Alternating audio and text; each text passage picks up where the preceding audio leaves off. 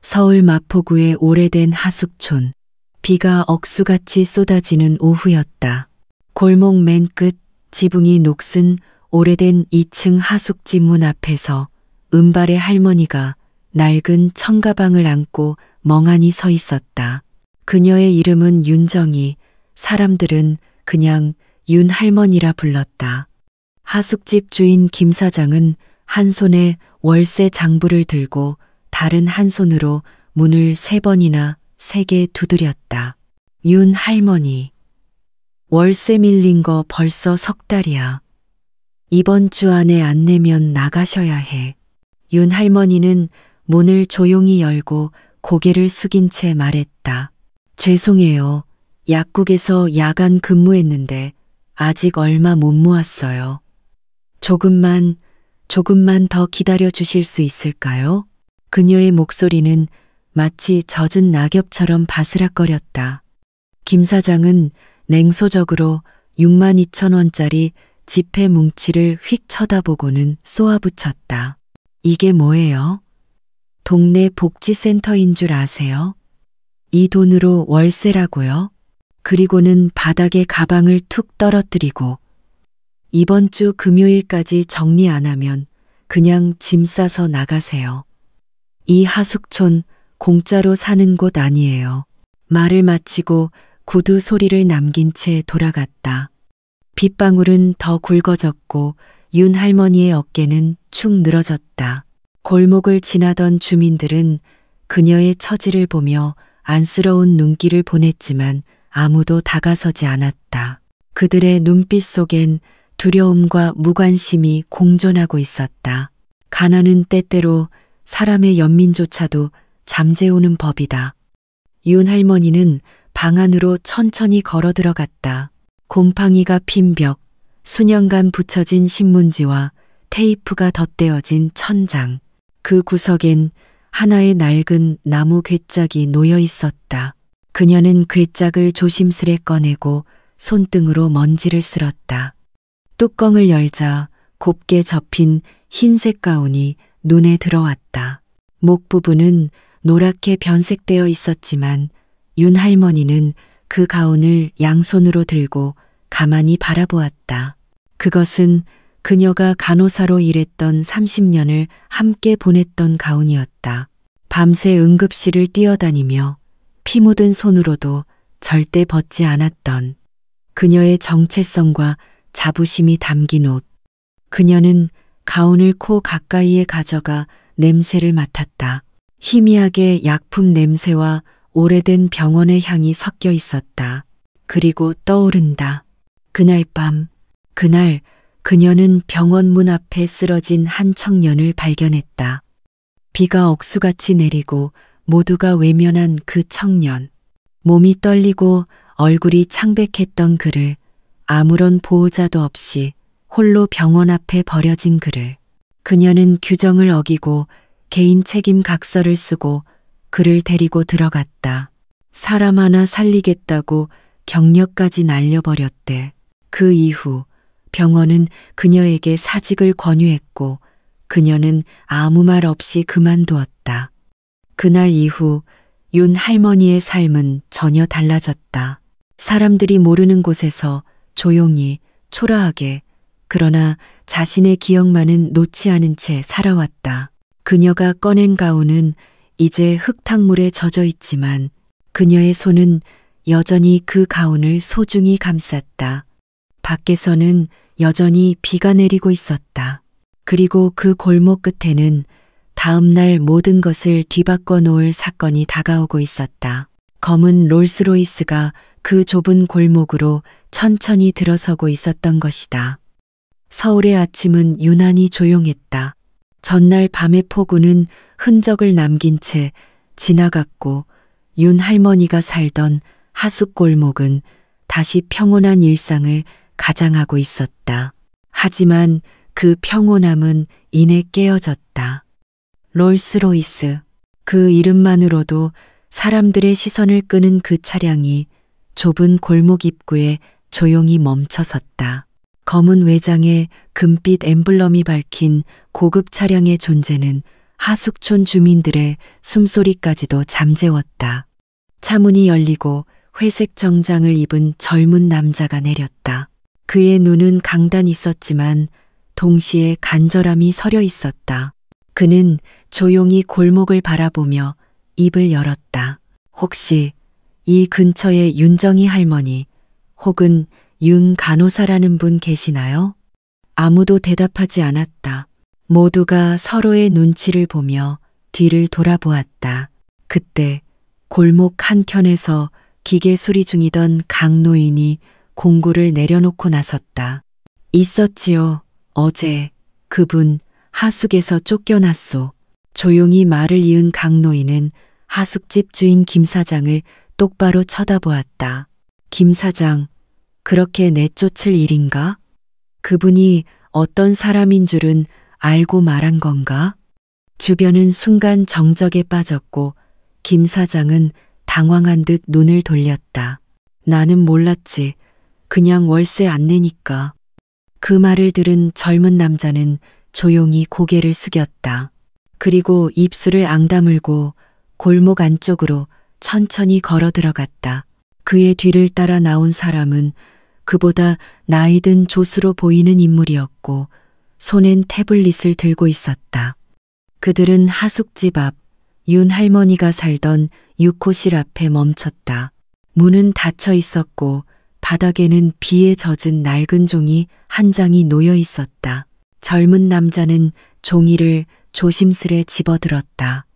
더 이상 더러운 마음들 사이에 있고 싶지 않습니다. 다른 곳을 찾겠습니다. 윤 할머니가 남긴 메모였다. 그는 한참 동안 그 문 앞에 서 있었다. 그리고 고개를 돌려 강 노인에게 물었다. 혹시 그분이 어디로 가셨는지 아십니까? 강 노인은 잠시 고민한 뒤 대답했다.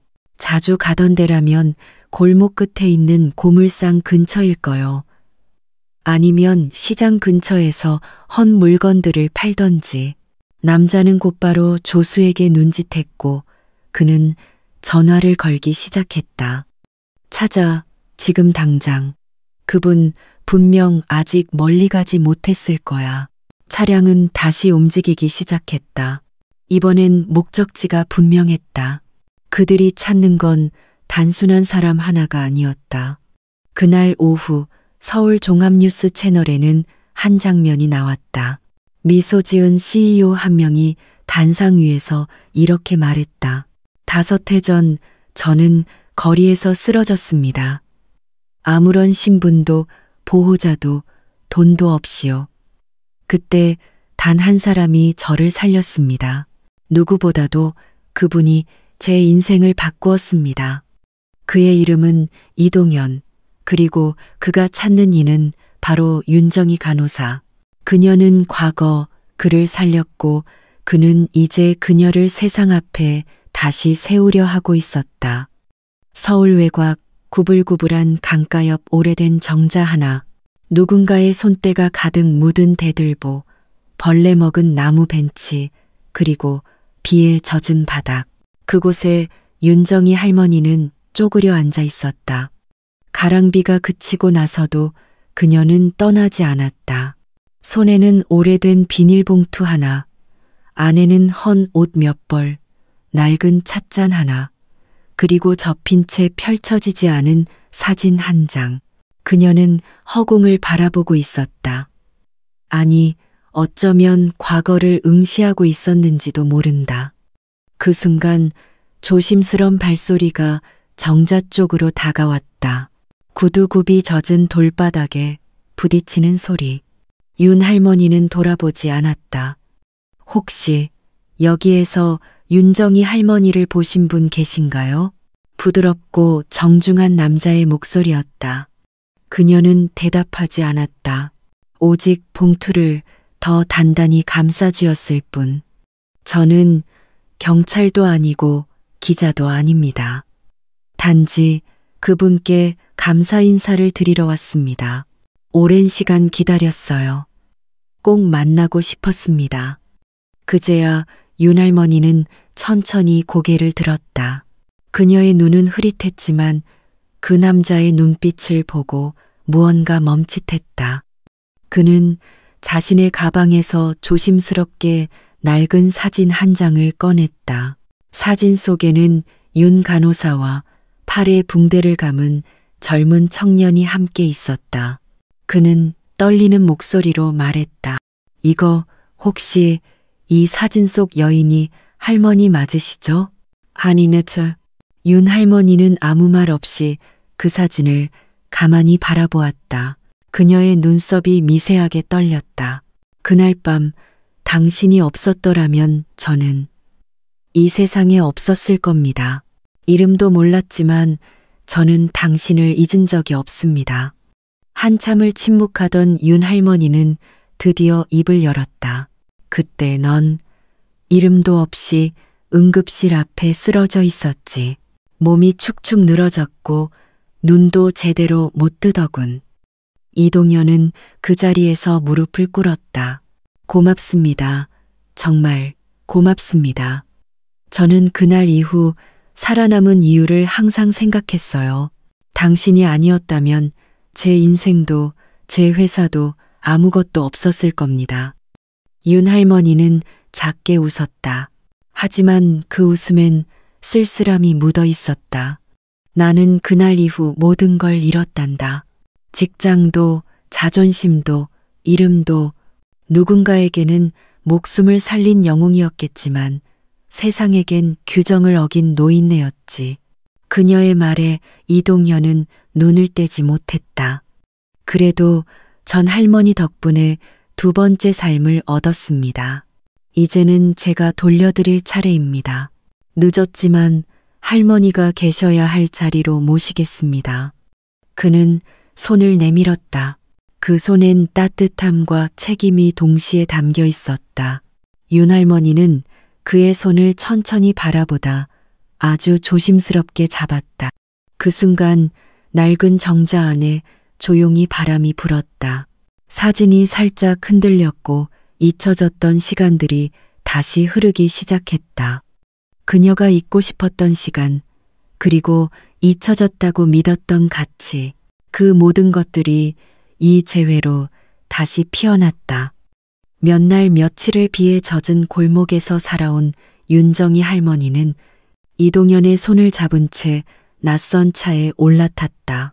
그 차는 그녀에겐 너무도 멀게만 느껴졌던 희망이라는 단어가 씌워진 작은 공간이었다. 차 안은 조용했다.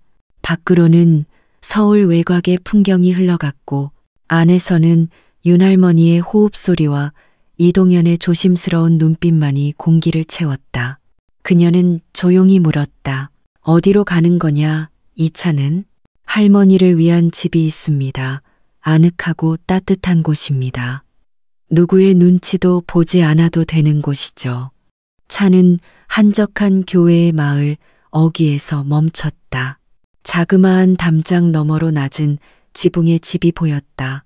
기왓장 위로 햇살이 부드럽게 내려앉고 작은 텃밭에는 쪽파와 상추가 가지런히 자라고 있었다. 마당 한쪽에는 흙벽을 따라 심어진 감나무가 노랗게 익어가는 가을 햇살에 반짝였다. 이동현은 윤 할머니를 조심스럽게 안내했다. 집 안으로 들어서자 고요한 따뜻함이 그녀를 감쌌다. 나무 장판에서 은은하게 배어나오는 향기, 창문을 타고 들어온 바람, 그리고 정갈하게 놓여있는 침구와 책상 위에 찻잔 하나. 이 집은 할머니를 위해 준비했습니다. 등록은 다 마쳤고 명의도 할머니 이름으로 되어 있어요. 다시는 거리에서 비를 맞으실 일 없게 하려는 제 마음입니다. 윤 할머니는 말없이 거실 가운데에 선 채 가슴 속 어딘가가 먹먹해지는 것을 느꼈다. 이 공간은 단지 머무는 곳이 아니었다. 그녀가 존재로서 존중받는다는 것, 그 자체가 가슴을 파고들었다. 내가 이렇게까지 받을 자격이 있을까? 윤 할머니는 중얼거리듯 말했다. 당신이 내게 생명을 주었잖아요. 이 집은 그 생명을 감사히 되돌려드리는 작은 방법일 뿐이에요. 이동현의 말에 윤 할머니는 조용히 고개를 떨구었다. 그녀의 눈에서 한 줄기 눈물이 떨어졌다. 며칠 후 이 마을 사람들은 그 집에 한 노인이 살기 시작했다는 소식을 들었다. 정갈한 흰머리, 말수가 적지만 미소가 따뜻한 사람, 그리고 매일 아침 텃밭을 돌보고 점심엔 마을 아이들에게 밴드를 붙여주는 이웃. 윤 할머니는 다시 삶을 시작했다. 이동현은 종종 찾아왔고 그녀에게 차를 따르며 조심스럽게 물었다. 할머니, 혹시 다시 간호일에 조금이라도 참여하실 수 있으실까요? 저희가 지금 공공보건 프로그램을 준비 중인데 할머니의 조언이 절실해요. 윤 할머니는 처음엔 고개를 저었다. 나는 이제 늙었어. 손도 떨리고 그 옛날처럼 하지 못해. 아니에요. 할머니가 가진 건 단순한 기술이 아니라 진심이에요. 그게 필요한 겁니다. 그 말에 윤 할머니는 말없이 창밖을 보았다. 저 멀리 작은 진료소가 한 채 서 있는 것이 보였다. 창문 위에는 손글씨로 적힌 글이 바람에 펄럭이고 있었다. 누구도 치료받지 못한 채 돌아서게 하지 마십시오. 그 문장을 보며 그녀는 천천히 고개를 끄덕였다. 그래, 다시 해보자. 이번에는 아무에게도 쫓겨나지 않도록 말이야. 가을의 끝자락, 하늘은 높았고 바람은 뺨을 스치듯 부드러웠다. 윤정희 할머니는 새로 마련된 마을 진료소의 문을 천천히 열었다. 그 문은 마치 그녀가 수십 년 전 떠났던 병원의 문과 같았다. 하지만 이곳에는 다르다는 공기가 있었다. 누군가 그녀의 이름을 기억했고 누군가 그녀의 마음을 되돌려 주었다. 진료소는 작고 소박했다. 낡은 책상, 작은 약장, 그리고 무엇보다 따뜻한 햇살이 비추는 기다림의 의자.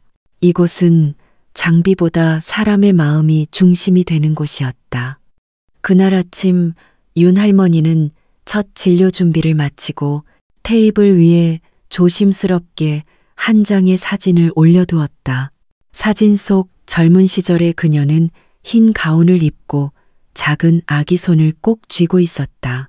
그 사진은 마치 오늘을 위한 예언처럼 다시 여기에 있어도 괜찮다고 말하는 듯했다. 안녕하세요. 간호사님 맞으시죠? 문이 열리며 낯익은 얼굴이 들어왔다. 쌀쌀한 바람에 볼이 빨갛게 된 젊은 엄마. 등에는 고열에 시달리는 갓난아기가 엎여 있었다. 아기가 어젯밤부터 열이 안 떨어져서요. 병원 가기도 어렵고 혹시 여기서 봐주실 수 있을까 해서. 윤 할머니는 미소를 지으며 아이를 품에 안았다. 익숙한 손놀림으로 체온을 재고 이마를 닦고 따뜻한 찜질을 준비했다. 괜찮아요. 조금 고열이 있지만 아직 위험한 상태는 아니에요. 약 드리고 나서 오늘은 푹 쉬게 해주세요. 그리고 이따가 죽이라도 좀 끓여 먹이세요. 배가 허하면 더 약해져요. 엄마는 눈가가 촉촉해지며 연신 고개를 숙였다. 진짜 감사해요. 서울 살면서 이런 따뜻한 진료소는 처음 봐요. 그날 이후 진료소에는 입소문이 퍼지기 시작했다. 윤 간호사님이 계신 곳은 돈 없어도 보고 가라 하시고 속상한 사연도 묵묵히 들어주신다더라.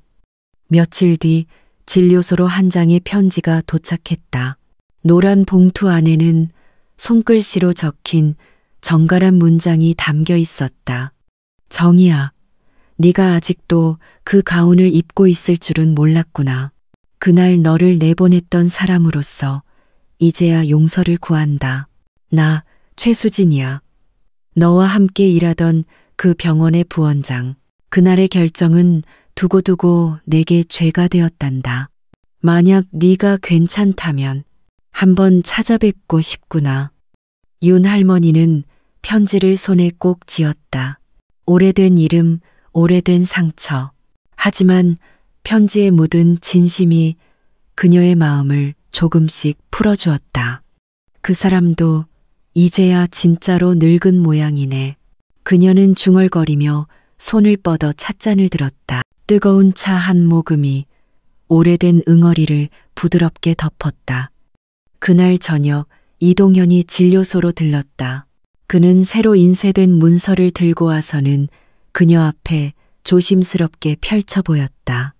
지역 의료복지재단의 고문으로 할머니를 정식 위촉하고 싶습니다. 직함은 명예책임 간호사입니다. 보수는 없지만 모든 결정에 이름을 올려드립니다. 왜냐면 이 진료소는 할머니의 마음에서 시작됐으니까요. 윤 할머니는 잠시 말없이 서류를 바라보다가 자신도 모르게 미소 지었다. 내 이름 다시 적히는구나. 그녀의 손끝이 떨렸지만 펜을 집어들고 꾹꾹 눌러 사인했다. 윤정희. 그 이름은 다시 세상에 나올 준비가 되어 있었다. 늦가을 회색빛 구름이 하늘을 덮기 시작할 무렵 진료소 앞 은행나무는 마지막 잎새를 떨구며 바람을 타고 흩날리고 있었다. 윤정희 할머니는 그날도 평소처럼 차를 우려내며 하루를 시작했다. 그러다 문득 책상 서랍에 넣어둔 노란 봉투 하나를 다시 꺼냈다. 최수진. 그 이름은 그녀의 마음을 찬물처럼 적시고 있었다. 그녀는 천천히 봉투를 손에 쥐고 조용히 자리에서 일어났다.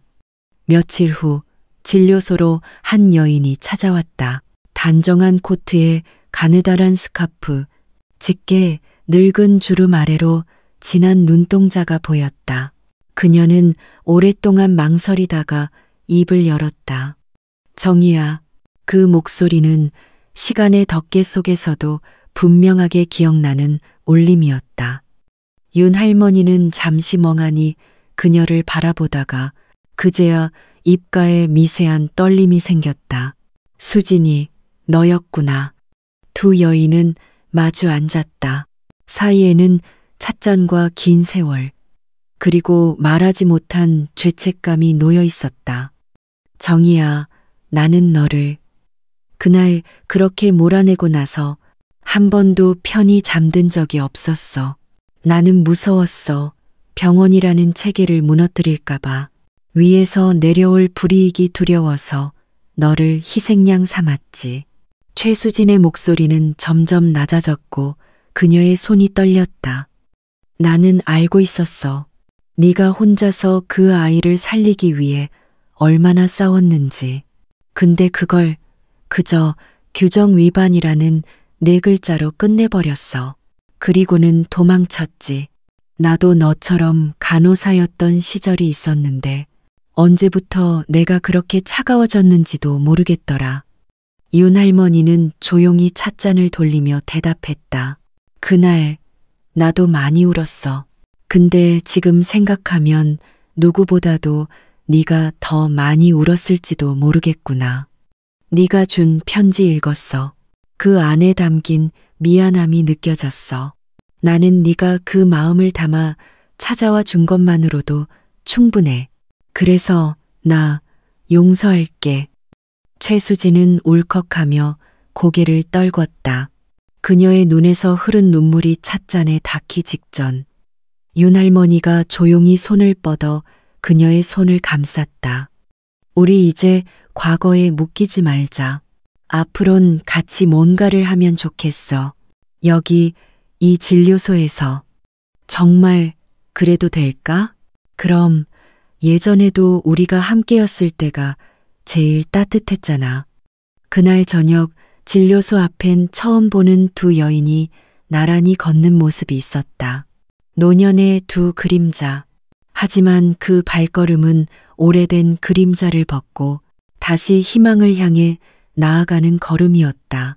겨울 문턱, 첫눈이 소리 없이 내리던 어느 날 아침, 진료소 앞마당에 감나무 가지 위에 하얀 눈송이가 소복이 쌓였다. 아이들이 진료소 마당을 뛰놀고 어르신들은 난로 옆에서 차를 마시며 담소를 나눴다. 이제 이곳은 단순히 병을 치료하는 곳이 아니었다. 누군가의 상처를 어루만지고 어떤 날의 외로움을 녹이며 마음을 치료하는 공간이 되었다. 윤정이 할머니는 매일 아침 진료소 문을 여는 첫사람이었고 아이들은 정희 할머니 하며 달려와 안겼다. 그날도 마찬가지였다. 작은 손에 상처가 난 채 뛰어든 꼬마가 울먹이며 말했다. 할머니, 넘어졌어요. 윤 할머니는 다정한 눈빛으로 아이를 무릎 위에 앉히고 말했다. 다쳤네. 우리 약 바르자. 조금 따갑지만 금방 괜찮아질 거야. 아이의 눈물은 그녀의 손끝이 지나갈 때마다 조금씩 마르고 마지막엔 고맙습니다라는 귀여운 인사가 따라왔다. 그 장면을 조용히 바라보던 이동현은 뭔가 결심한 듯 다가와 말했다. 할머니, 저희 직원 중 몇 명이 봉사활동을 하고 싶다는데 주말마다 이 진료소에서 도와도 될까요? 젊은 친구들한테 꼭 필요한 공간 같아서요. 윤 할머니는 고개를 끄덕이며 말했다. 좋지. 단, 조건이 하나 있어. 조건이요? 그 누구도 이곳을 불쌍해서 오는 공간이라고 생각하지 않기. 이곳은 약한 사람들의 공간이 아니라 함께 살아가는 사람들의 집이야. 이동현은 그 말에 다시 한번 고개를 숙였다. 진료소 한쪽 벽엔 이제 작은 게시판이 생겼다. 그 위에는 아이들이 그린 그림, 어르신들이 남긴 글귀, 그리고 어느 이름 없는 사람의 메모가 붙어 있었다. 할머니 덕분에 마음까지 치료받고 갑니다. 언젠가 저도 누군가의 상처를 닦아주는 사람이 될게요. 주말이 되자 진료소는 더 분주해졌다. 봉사자들이 와서 마을 어린이에게 건강 교육을 하고 어르신들에게는 스트레칭 수업을 열었으며 마지막엔 따뜻한 죽 한 그릇과 함께 오늘도 수고했어요 라는 인사가 오갔다. 그리고 그 한가운데엔 하얀 머리에 윤정이 할머니가 조용히 앉아 있었다. 아이들이 그녀에게 물었다. 할머니, 왜 그렇게 매일 여기서 일해요? 쉬셔도 되는데요. 그녀는 아이의 손을 꼭 잡으며 대답했다. 이런 데선 쉬는 게 제일 좋은 일이란다. 내가 여기 있으니까 다른 사람들도 여기 오는 게 편안해지는 거야. 이웃 중 한 사람은 진료소 앞 팻말을 새로 달아주었다. 윤정이 진료소, 마음도 몸도 쉬어가는 곳. 그 이름은 더는 숨겨야 할 과거가 아니라 마을 전체가 배워가는 이름이 되었다. 그리고 그날 밤 윤 할머니는 조용히 진료소 문을 닫고 하늘을 올려다보았다. 하얀 눈이 다시금 흩날리고 있었고 그녀는 그 아래서 한마디를 속삭였다. 이제야 진짜로 다시 살아가는구나. 이 이야기를 읽고 나서 마음 깊은 곳에서 무언가가 울림을 주었습니다. 윤정이 할머니의 삶은 단지 한 사람의 고난과 회복에 대한 이야기가 아니라 우리가 살아가는 이 세상에서 진심과 따뜻함이 얼마나 큰 힘을 갖고 있는지를 보여주는 증거 같았어요. 아무리 세상이 차갑고 사람이 무심해 보여도 누군가는 여전히 남몰래 올바른 일을 선택하며 살아간다는 사실이 우리에게 희망을 줍니다. 사람은 누구나 때로는 넘어진 자리에서 다시 일어나야 할 때가 있고 누군가의 한마디, 작은 친절, 한 번의 선택이 인생 전체를 바꾸는 전환점이 되기도 합니다. 그런 점에서 이 이야기는 단순한 감동을 넘어서 우리가 어떤 사람이 되어야 하는지, 무엇을 지켜야 하는지를 다시 묻고 있죠. 이 이야기에 공감하셨다면 좋아요와 구독, 방, 그리고 댓글, 그리고 꼭 남겨주세요. 여러분의 작은 반응 하나하나가 다음 이야기를 만들어가는 큰 힘이 됩니다. 윤정이 할머니의 여정은 아직 끝나지 않았습니다. 제2부에서 그녀가 어떤 길을 걷게 될지, 어떤 인연들과 다시 만나게 될지 저희와 함께 지켜봐 주세요. 함께 울고 웃을 준비 되셨다면 지금 바로 좋아요 누르고 구독 버튼 꼭 눌러주세요. 여러분의 따뜻한 마음이 이 이야기를 더 멀리 퍼지게 합니다. 감사합니다.